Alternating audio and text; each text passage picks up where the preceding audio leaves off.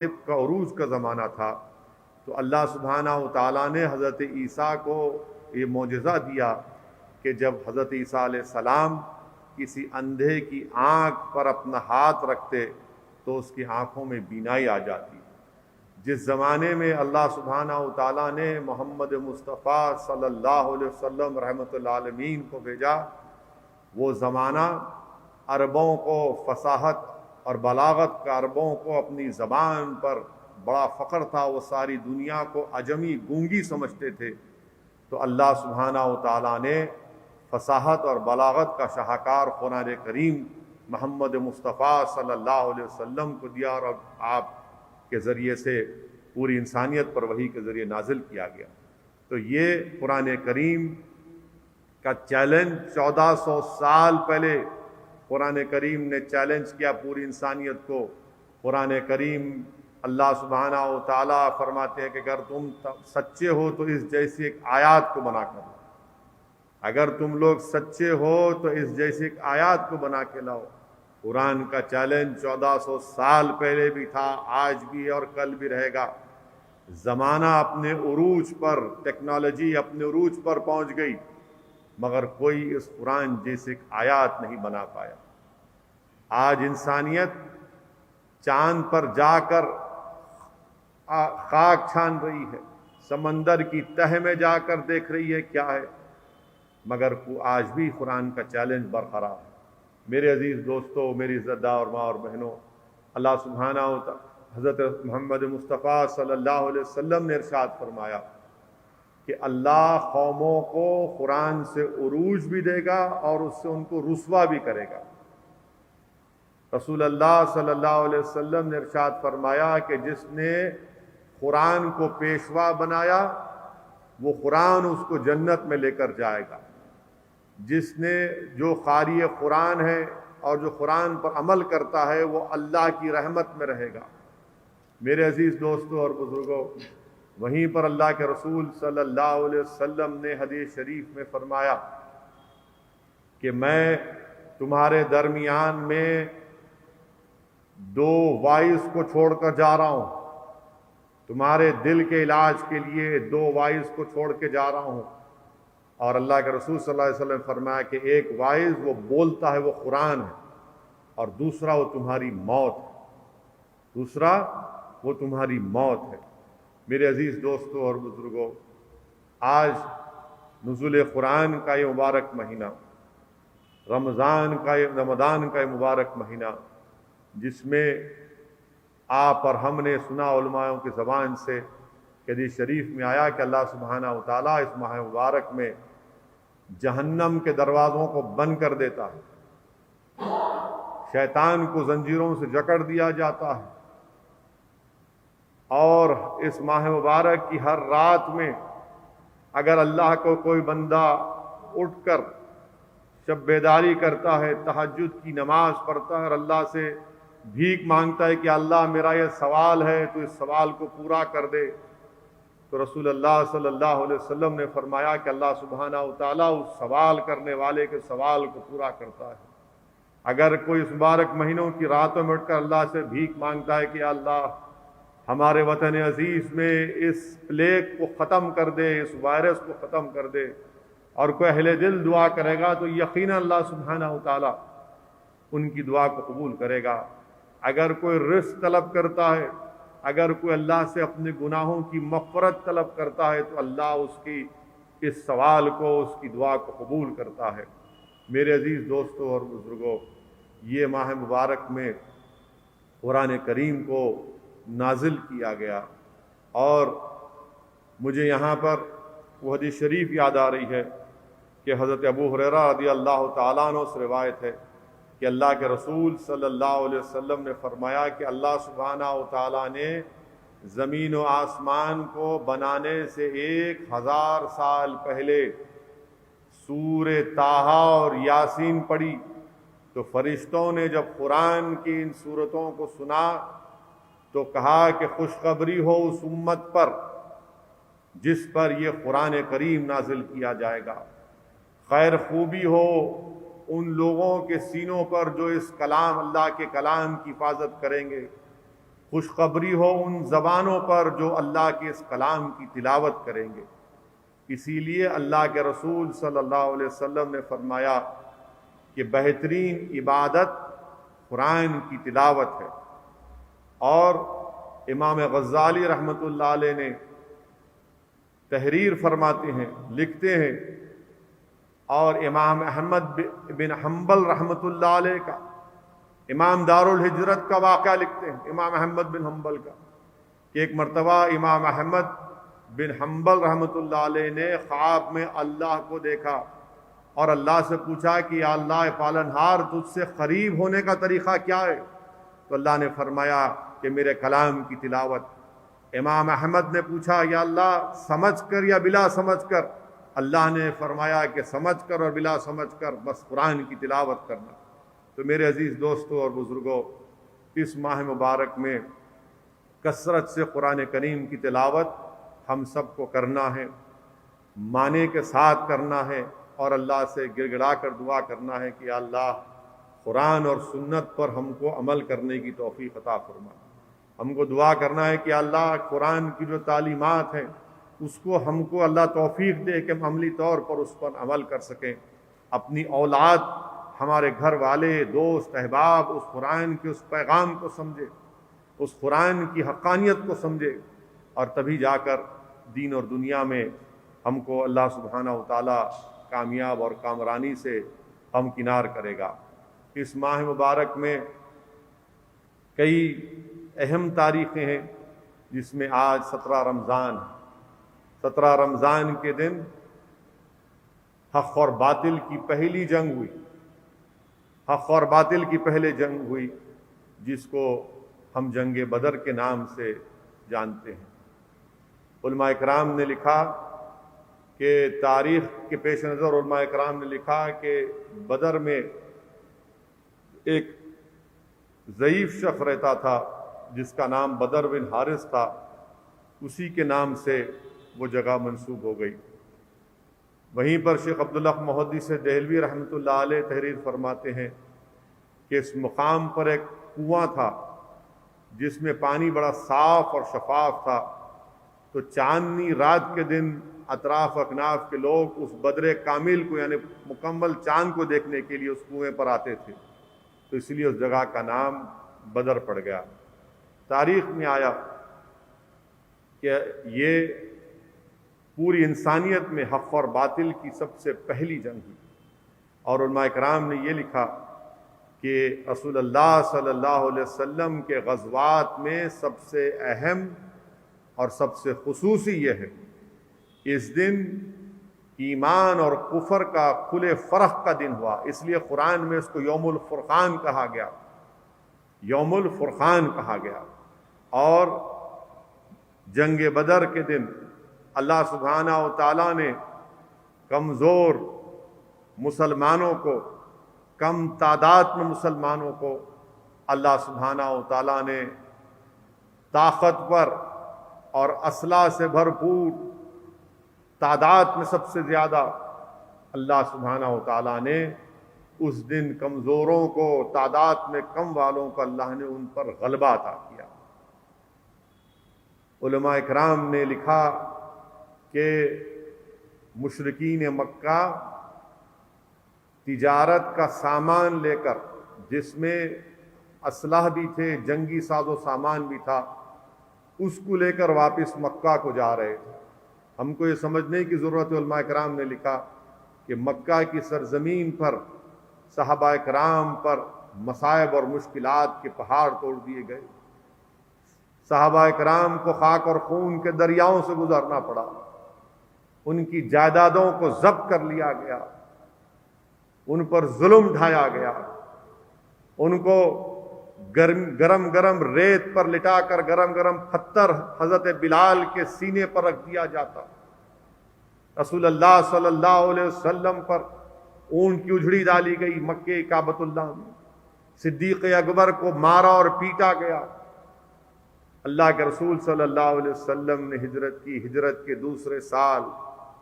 اللہ سبحانہ و تعالیٰ نے رمضان کی روزوں کا فرضیت کا حکم دیا اور جہاد کا بھی حکم دیا۔ اللہ کے رسول صلی اللہ علیہ وسلم نے فرمایا کہ اگر یہ قافلے کا سامان جس میں جنگی ساز و سامان بھی ہے اور اس میں تجارت کا سامان بھی، اگر یہ مکہ پہنچ جائے گا تو اس سے مسلمانوں کو اور تکلیف پہنچائی جائے گی۔ ابو سفیان جو اس قافلے کی قیادت کر رہے تھے، اللہ کے رسول صلی اللہ علیہ وسلم نے اپنے جاسوسوں کو پہلے روانہ کر دیا تھا، اور ایک مقام پر ابو سفیان نے اونٹ کی مینگنیوں کو دیکھا، اور جب وہ اونٹ کی مینگنیوں کو توڑا تو انہوں نے محسوس کر لیا کہ یہ مدینے کے اونٹ ہیں، اور انہوں نے فوراً ایک اپنے قاصد کو بھیجا جس کا نام علماء نے لکھا جس کا نام زمزم غفاری ہے، اس کو ایک تیز رفتار جانور پر بٹھا کر، سواری پر بٹھا کر مکے کو روانہ کیا کہ جا کر مشرکین مکہ کو اطلاع دو کہ محمد صلی اللہ علیہ وسلم مدینے سے نکل پڑے۔ اللہ کے رسول اور اپنے قافلے کو ابو سفیان نے بدر کے ساحلی راستے سے مکے کی طرف اپنا اس کا قافلے کا راستہ بدل دیا۔ اللہ کے رسول صلی اللہ علیہ وسلم نے صحابہ کو حکم دیا کہ چلو کہ ہم کو جانا ہے، حکم فرمایا تو تمام صحابہ اکرام تیار ہو گئے۔ اللہ کے رسول صلی اللہ علیہ وسلم نے دعا کی کہ اللہ دعا فرمائے کہ اللہ ان کے پاس سواری نہیں ہے، بے پیادہ ان کو سواری عطا فرما دے۔ رسول اللہ صلی اللہ علیہ وسلم دعا فرمائے کہ اللہ ان کے جسم پر پہننے کے لیے کپڑے برابر نہیں، یا اللہ ان کو تو کپڑے عطا فرما دے۔ اللہ کے رسول صلی اللہ علیہ وسلم نے دعا فرمائی، صحابہ اکرام نے رسول اللہ صلی اللہ علیہ وسلم کے عشق میں، محبت میں ہمیشہ ڈوبے رہتے تھے، آقا کی محبت میں اور حکم پر نکل پڑے۔ اللہ کے رسول صلی اللہ علیہ وسلم کے ساتھ صحابہ اکرام مقام صفرا پر پہنچے، اور وہاں پر اللہ کے رسول صلی اللہ علیہ وسلم نے، علماء نے لکھا کہ اپنے صحابہ سے فرمایا کہ حضرت جبرائیل امین نے آ کر مجھے یہ بتایا کہ اللہ سبحانہ و تعالی ہم کو کامیابی دے گا، اور اللہ کے رسول صلی اللہ علیہ وسلم نے صحابہ اکرام سے مشورہ کیا۔ صدیق اکبر رضی اللہ تعالی عنہ نے عرض کیا رسول اللہ صلی اللہ علیہ وسلم آپ حکم فرمائیے۔ فاروق اعظم نے عرض کیا رسول اللہ صلی اللہ علیہ وسلم آپ کا ہر حکم ہمارے لیے حرف آخر ہے۔ حضرت مقداد، حضرت سعد بن معاذ کھڑے ہو گئے اور کہا کہ رسول اللہ صلی اللہ علیہ وسلم ہم ان یہودیوں کی طرح نہیں ہیں جنہوں نے کہا تھا کہ موسیٰ آپ اور آپ کا خدا جا کر لڑے، ہم آپ کے ساتھ ہیں۔ حضرت سعد بن معاذ، حضرت مقداد نے جواب دیا رسول اللہ صلی اللہ علیہ وسلم اگر آپ ہم کو سمندر میں کودنے کے لیے کہیں گے تو ہم کود جائیں گے، آپ وہ کر جائیے، آپ آگے بڑھیے جو کام اللہ سبحانہ و تعالیٰ نے آپ سے کہا۔ اللہ کے رسول صلی اللہ علیہ وسلم نے ان تمام کے لیے دعائیں کی، اور اللہ کے رسول صلی اللہ علیہ وسلم نے بدر کے میدان کو منتخب فرمایا، اور اللہ کے رسول صلی اللہ علیہ وسلم ایک ایک جگہ کی نشاندہی کر رہے تھے، کل یہاں پر عتبہ مارا جائے گا، کل یہاں پر ابو جہل مارا جائے گا۔ اور اللہ کے رسول صلی اللہ علیہ وسلم کے لیے ایک مقام بنایا گیا رات میں آپ کے لیے ٹھہرنے کے لیے۔ تو علماء کرام نے لکھا، حدیث شریف میں آیا، سیرت کی کتابوں میں واقعہ ہے کہ اللہ کے رسول صلی اللہ علیہ وسلم رات بھر دعا کر رہے تھے، رو رو کر دعا کر رہے تھے۔ اور کیا تھے آقا دو عالم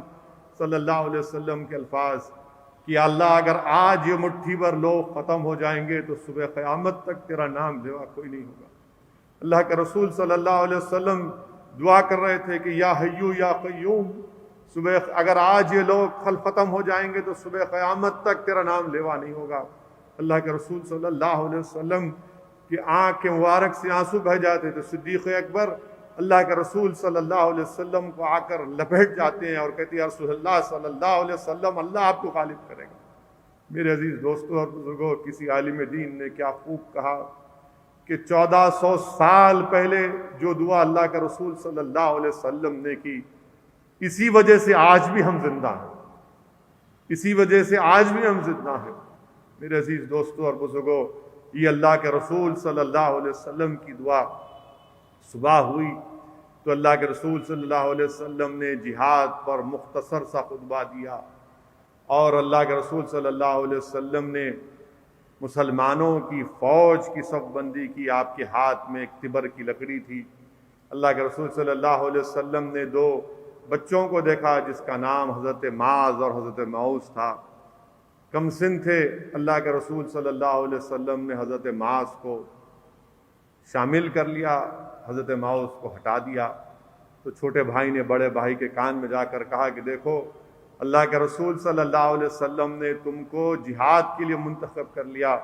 میں اس سے محروم ہونا نہیں چاہتا ہوں۔ اور وہ چھوٹا بھائی رسول اللہ صلی اللہ علیہ وسلم کہتے ہیں، یا رسول اللہ صلی اللہ علیہ وسلم، آپ ہم دونوں میں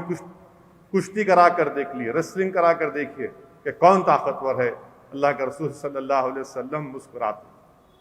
رسول اللہ صلی اللہ علیہ وسلم مسکراتے ہیں۔ دونوں بھائیوں میں کشتی ہوتی ہے۔ چھوٹا بھائی کان میں کہتا ہے کہ دیکھو مجھے محروم مت کرو، تو بڑا بھائی وہ زمین پر گر جاتے ہیں۔ اللہ کے رسول صلی اللہ علیہ وسلم ان کے جذبے جہاد اور شہادت پر اس کو پسند فرماتے ہیں، ان کو شامل کرتے ہیں۔ اور پھر جب مسلمانوں کی صحابہ کرام کی صفوں کو صحیح کرتے ہیں دائیں اور بائیں، اللہ کے رسول صلی اللہ علیہ وسلم، حضرت سواد انصاری ایک صحابی رسول ہیں، آپ کا پیٹ تھوڑا بڑا ہے، تو رسول اللہ صلی اللہ علیہ وسلم ہلکی سی ان کے پیٹ پر ضرب مار کر کہتے ہیں کہ سواد سیدھے ہو جاؤ، اے سواد سیدھے ہو جاؤ۔ حضرت سواد عرض کرتے یا رسول اللہ صلی اللہ علیہ وسلم، آپ نے مجھے خامخواہ مارا، مجھے اس کا بدلہ دیجیے۔ میرے عزیز دوستوں اور بزرگوں، اللہ کے رسول صلی اللہ علیہ وسلم کہتے ہیں کہ آؤ سواد اپنا بدلہ لے لو۔ یعنی دنیا کی کوئی فوج میں کوئی کمانڈر ان چیف سے کوئی یہ نہیں کہہ سکتا، مگر لاکھوں سلام اللہ کے رسول صلی اللہ علیہ وسلم پر آپ فرماتے ہیں کہ آج سواد اپنا بدلہ لے لے۔ حضرت سواد دوڑتے ہیں، اللہ کے رسول صلی اللہ علیہ وسلم کے جسم مبارک کو بوسہ دیتے ہیں، لپیٹ لیتے ہیں۔ رحمت اللہ علیہ صلی اللہ علیہ وسلم ارشاد فرماتے ہیں کہ سواد کیا کر رہا ہے؟ وہ کہتی ہے رسول اللہ صلی اللہ علیہ وسلم، زندگی کا آخری لمحہ ہے، موت میرے سامنے ہے، میں اپنے جسم کو آپ کے جسم سے مس کر رہا ہوں۔ میرے عزیز دوستوں اور بزرگوں، یہ عشق رسول صلی اللہ علیہ وسلم تھا۔ اور تاریخ یہ بتاتی ہے کہ مسلمانوں نے صرف 2 گھوڑے، 17 اونٹ، ایک روایت میں ہے کہ 70 اونٹ تھے، اور 8 تلواروں سے اسلام کی صفوں کو مضبوط کیا۔ 2 گھوڑے، 8 تلواریں، 17 یا 70 اونٹ، اور مشرکین مکہ کے پاس 200 گھوڑے۔ روز 10 اونٹ کاٹے جاتے تھے۔ اور جب مکے میں خبر پہنچی تو اس زمانے میں سگنل کے طور پر اگر کوئی ڈینجر یا کوئی سگنل کے طور پر جو کوئی میسیج قاصد لے کر جاتا، وہ یہ کہتا، جب زمزم غفاری مکے کو پہنچ رہا تھا تو اس وقت علماء نے ایک واقعہ بھی لکھا کہ حضرت عاتقہ بن عبد المطلب جو رسول اللہ صلی اللہ علیہ وسلم کی پھوپھی ہیں، انہوں نے خواب میں دیکھا کہ اونٹ پر بیٹھ کر کچھ لوگ آ رہے ہیں اور پکار کر کہہ رہے ہیں کہ اے اہل قریش، اجلت کرو، تمہاری موت کا وقت قریب آ رہا ہے۔ اور آپ نے یہ خواب حضرت عباس کو سنایا، حضرت عباس نے ابو جہل کو سنایا، تو ابو جہل نے اپنی حسب عادت، اپنی تعصبیت اور اپنی گستاخی کا مظاہرہ کیا اور کہا کہ حضرت عباس سے کہا کہ اب محمد صلی اللہ علیہ وسلم نے تو اپنی نبوت کا اعلان کر دیا کہ اب تمہاری عورتیں بھی اعلان کریں گی، اور اگر 3 دن کے اندر یہ نشانی پوری نہیں ہوئی تو میں پورے بنی ہاشم کو جھوٹا کہوں گا، نعوذ باللہ۔ تو تیسرے دن زمزم غفاری مکے کو پہنچتا ہے، اور سگنل کے طور پر یعنی خطرہ آ رہا ہے بتانے کے طور پر کہتا ہے کہ میرے اونٹ کے کان اور ناک کٹے ہوئے ہیں۔ تو پورے مشرکین مکہ تیار ہو جاتے ہیں، سوائے ابو لہب کے، سب تیار ہو جاتے ہیں کہ اب جا کر پورے ساز و سامان کے ساتھ، ایک طرف 313، دوسرے طرف 950,000 کا لشکر،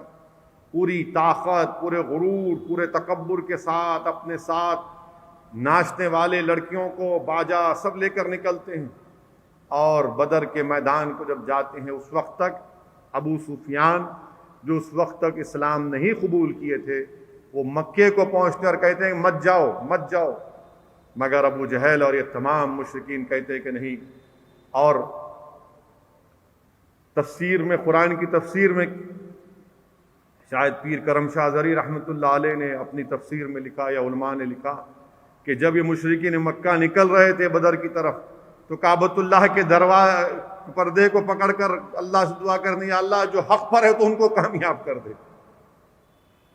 اللہ سبحانہ تعالیٰ سے دعا کرتے ہیں، خیر وہ نکلتے ہیں بدر کی طرف۔ اللہ کے رسول صلی اللہ علیہ وسلم مختصر سا خطبہ دیتے ہیں، اور جیسا کہ میں نے آپ سے عرض کیا رسول اللہ صلی اللہ علیہ وسلم کے ساتھ 313 صحابی ہیں۔ پوری دنیا کو بتایا کہ حق اور باطل کی پہلی جنگ یہ ہے، شہادت کا عملی تصویر، بلکہ اس کا ایک عملی تصویر، اس کا پیمانہ بتایا، اور دنیا کو بتا دیا کہ خدائے قدرت پر عمل کرنے والے، خدا کی قدرت پر عمل کرنے والے اللہ کی ذات پر بھروسہ کرتے ہیں۔ اور جنگ جب ہوئی، اللہ کے رسول صلی اللہ علیہ وسلم، صحابہ اکرام، واقعات میں علماء اکرام نے لکھا کہ حضرت معاذ اور موز یہ دو کمسن صحابی ابو جہل پر پہلے حملہ کرتے ہیں، ابو جہل زخمی ہو جاتا ہے، حضرت معاذ پر ابو جہل کے بیٹے اکرمہ حملہ کرتے ہیں، حضرت معاذ کا ایک بازو زخمی ہو جاتا ہے، شدید زخمی ہو جاتا ہے، شدید زخمی ہو جاتا ہے۔ اور وہ اپنے جنگ کے بعد جب اب اس زخمی حالت میں اللہ کے رسول صلی اللہ علیہ وسلم کے پاس آتے ہیں تو رسول اللہ صلی اللہ علیہ وسلم نے ایک روایت میں آیا ہے کہ ایک اتنا زخمی تھا ان کا بازو کہ بالکل لٹک رہا تھا، ایک روایت میں آیا کہ بہت زخمی تھے۔ بہرحال اللہ کے رسول صلی اللہ علیہ وسلم کے پاس آئے تو رحمت العالمین شاہ فیروز جاہ اپنا لعاب دہن حضرت معاذ کے بازو پر لگاتے ہیں، اور وہ اتنا اچھا ہو جاتا ہے کہ حضرت عثمان ذو النورین کے زمانے تک وہ ہر واقعات میں جنگ میں حصہ لیتے تھے۔ اور حضرت قتادہ رضی اللہ تعالیٰ عنہ کا واقعہ، قتادہ رضی اللہ تعالیٰ عنہ کا واقعہ کہ آپ کو تیر اپنے آنکھ میں لگتا ہے، آنکھ شدید زخمی ہو جاتی ہے، اللہ کے رسول صلی اللہ علیہ وسلم کے پاس آ کر کہتے ہیں کیا کرو یا رسول اللہ، نکال لوں؟ اللہ کے رسول صلی اللہ علیہ وسلم فرماتے نہیں، ذرا اپنا لعاب دہن حضرت قتادہ رضی اللہ تعالیٰ عنہ کی آنکھ پر لگاتے ہیں اور آنکھ کو شفا ہو جاتی ہے۔ وہیں پر جنگ میں حضرت عکاشہ رضی اللہ تعالیٰ آ کر کہتی یا رسول اللہ میری تلوار ٹوٹ گئی، میری تلوار ٹوٹ گئی۔ حضرت رسول اللہ صلی اللہ علیہ وسلم حضرت عکاشہ کو ایک لکڑی دیتے ہیں کہ اس سے مقابلہ کرو۔ دیکھیے اللہ کے رسول صلی اللہ علیہ وسلم سے عشق، کتنا بڑا عشق تھا، کتنی بڑی محبت۔ یہ نہیں پوچھتے یا رسول اللہ لکڑی، بولے اللہ کے رسول صلی اللہ علیہ وسلم لکڑی دی، حضرت عکاشہ لے کر دوڑتے ہیں۔ اور حضرت عکاشہ رضی اللہ تعالیٰ عنہ کے بارے میں آیا، حدیث شریف میں آیا کہ جب اللہ کے رسول صلی اللہ علیہ وسلم نے یہ ارشاد فرمایا کہ اللہ سبحانہ و تعالیٰ میری امت کے 70,000 لوگوں کو بغیر حساب کتاب کی جنت میں داخل کرے گا، تو حضرت عکاشہ عرض کرتے یا رسول اللہ میرا نام بھی اس میں شامل کروا دی۔ رسول اللہ صلی اللہ علیہ وسلم حضرت عکاشہ کے لیے دعا کرتے ہیں۔ حضرت عکاشہ اس لکڑی کو لے کر جب دوڑتے ہیں مشرکین مکہ کے درمیان میں تو وہ ایک تلوار بن جاتی ہے، سفید لوہے کی تلوار بن جاتی ہے۔ اور علماء کرام نے لکھا کہ آپ کی زندگی اور آپ کی موت تک آپ کے ساتھ حضرت عکاشہ کے ساتھ وہ تلوار تھی۔ میرے عزیز دوستوں اور بزرگوں، ایک طرف 950 کا لشکر جس کے پاس 200 گھوڑے ہیں، کئی اونٹ ہیں، وہ اپنی طاقت اور اپنی قوت لے کے آتا ہے، تو دوسری طرف صحابہ کے ساتھ محمد مصطفیٰ صلی اللہ علیہ وسلم ہے۔ ایک طرف طاقت ہے، ایک طرف غرور ہے، ایک طرف تکبر ہے، تو دوسری طرف اللہ کے حبیب محمد مصطفیٰ صلی اللہ علیہ وسلم ہے۔ میرے عزیز دوستوں اور بزرگوں، قرآن کریم میں اللہ سبحانہ و تعالیٰ سورہ انفال کی آیت نمبر 44 میں علماء کرام نے تفسیر کی ہے کہ اللہ سبحانہ و تعالیٰ نے مدد کی مسلمانوں کی مشرکین مکہ کے خلاف۔ سورہ انفال کی آیت نمبر 44 میں مشرکین مکہ کو مسلمان کم دکھائی دے رہے تھے اور صحابہ اکرام کو مشرکین مکہ کم نظر آ رہے تھے۔ تو علماء اکرام نے لکھا کہ اس لیے کہ مسلمانوں کے دلوں میں مشرکین کا خوف پیدا نہ ہو، اور مشرکین کو مسلمان کم اس لیے نظر آ رہے تھے کہ وہ بغیر مقابلے کے نہ بھاگ جائیں تاکہ ان کو کم دیکھ کر آ جائیں۔ اور پھر دوسری مدد کا اعلان سورہ آل عمران کی آیت نمبر 13 میں ہوا کہ اللہ سبحانہ و تعالیٰ نے مسلمانوں کے لشکر کو بہت زیادہ دکھایا مشرکین مکہ کو تاکہ ان کے دل و دماغ میں خوف پیدا ہو جائے۔ پھر وہیں سورہ انفال کی آیت نمبر 9 میں اللہ سبحانہ و تعالیٰ نے فرشتوں کے ذریعے سے جنگ بدر میں مدد کی۔ پھر سورہ انفال کی آیت میں اللہ کے رسول صلی اللہ علیہ وسلم جب اپنے ہاتھ مبارک میں خاک کو اٹھا کر مشرکین مکہ کی طرف پھینکتے تھے، شاہت الوجوہ کہتے تھے، تو اللہ فرما رہا ہے کہ میرے حبیب ہاتھ تو تمہارا ہے مگر خاک ہم پھینک رہے تھے۔ میرے عزیز دوستوں اور بزرگوں، ایک اور مدد کا ذکر سورہ انفال کی آیت نمبر 17 میں، جس میں اللہ سبحانہ و تعالیٰ نے مسلمانوں کی مدد فرمائی کہ جس جگہ پر مسلمان جنگ میں تھے وہاں پر پانی نہیں تھا، اور پانی کا کنویں پر مشرکین مکہ اس جگہ پر قبضہ کر لیا تھا، ریتیلی جگہ تھی، پیر اگر رکھتے تو پیر اس ریت میں چلا جاتا، تو اللہ سبحانہ و تعالیٰ نے بارش کو نازل کیا کہ پیاسے تھے تو اللہ نے پانی پہنچا دیا، کنواں نہیں تھا تو اللہ نے بارش کو نازل کیا، اور وہ جگہ بارش کی وجہ سے تھوڑا مضبوط ہو گئی، اور مشرکین مکہ جس جگہ پر ٹھہرے تھے وہاں پر پورا دلدل اور کیچڑ بن گیا۔ ایک اور مدد کا ذکر قرآن کریم میں فرمایا، اللہ سبحانہ تعالیٰ نے جنگ سے پہلے رات میں صحابہ کرام کو آرام کی نیند دی تاکہ جب وہ اٹھے تو فریش اٹھے، اور پھر یہ مقابلہ ہوا۔ وہیں پر ہم یہ بھی دیکھتے ہیں کہ حضرت بلال رضی اللہ تعالیٰ عنہ کو، جس امیہ بن خلف، وہ شیطان جو حضرت بلال کو تکلیف دیتا تھا مکہ کی سرزمین پر، حضرت بلال اس کی طرف دوڑتے ہیں اور کہتے ہیں کہ آج تو نہیں بچ پائے گا۔ میرے عزیز دوستوں اور بزرگوں، جب ابو جہل کے ناپاک وجود کو اللہ کے رسول صلی اللہ علیہ وسلم کے قدموں میں لا کر ڈالا گیا، تو اللہ کے رسول صلی اللہ علیہ وسلم نے ارشاد فرمایا کہ میری امت کا فرعون مارا گیا۔ میرے عزیز دوستوں اور بزرگوں، کیا پیغام ملتا ہے یوم الفرقان سے، جنگ بدر سے ہم کو یہ پیغام ملتا ہے کہ طاقت اور قوت اپنی جگہ پر ہے، مگر یاد رکھو وہ قوم صرف طاقت اور قوت پر عروج حاصل نہیں کر سکتی، ہم کو خدا کی قدرت پر بھروسہ کرنا پڑے گا، ہم کو رسول اللہ صلی اللہ علیہ وسلم سے سچی اور پکی عشق کرنا پڑے گا۔ اور یہ بھی پیغام ہم کو ملتا ہے کہ جس طرح اللہ نے ملائکہ کو نازل کر کے ہماری مدد کی، تو اللہ کی رحمت آج بھی ہم کو مدد کرے گی، ہم کو ڈرنے اور گھبرانے کی ضرورت نہیں ہے۔ جب تک ہمارے بزرگوں میں جذبہ جہاد، شہادت سچا اور مستحکم تھا، اللہ نے ان کے سروں پر تاج رکھا۔ جب سے ہم نے اس منصب کو بھلا دیا، ذلیل اور خوار ہماری زندگی کا مقدر بن چکا ہے۔ میرے عزیز دوستوں اور بزرگوں، میری یہ بات آپ کو کڑوی لگے گی، مگر یہ بات سچ ہے کہ ہمارے پاس میتھمیٹیشین تھے، ریاضدان تھے، جو ہم دنیا کو حساب سکھاتے تھے، ہم نے اپنے اسلاف کی اس روش کو بھلا دیا، تو زمانہ ہمارا حساب کر رہا ہے۔ ہمارے پاس بہترین طبیب تھے، ہم دنیا کا علاج کر رہے تھے، آج دنیا ہمارا علاج کر رہی ہے۔ آج ہمارے پاس دوسروں کے اترے ہوئے کپڑے اپنے جسموں پر پہننا پڑ رہا ہے، جبکہ قرآن نے ہم کو بہترین امت کہا، بہترین قوم کہا، تو آخر کیا وجہ ہے؟ یہ پسماندگی کیوں، یہ ذلت کیوں؟ اس لیے کہ ہم نے اپنے منصب کو بھلا دیا، ہم دنیا کی اس چمکتی ہوئی دنیا کے اس میں بہہ چکے ہیں۔ میرے عزیز دوستوں اور بزرگوں، جنگ بدر کا پیغام یہی ہے کہ ہم اللہ کی ذات پر توکل کریں، ہم اللہ کی قدرت پر جیتے ہیں اور مرتے ہیں، ہم کو اللہ کی راہ میں جدوجہد کرنا ہے اور اس کو اس میں مستحکم رکھنا ہے، اور یقیناً ہم کو اس بات کو یاد بھی رکھنا ہے کہ آج ہمارے ملک وطن عزیز میں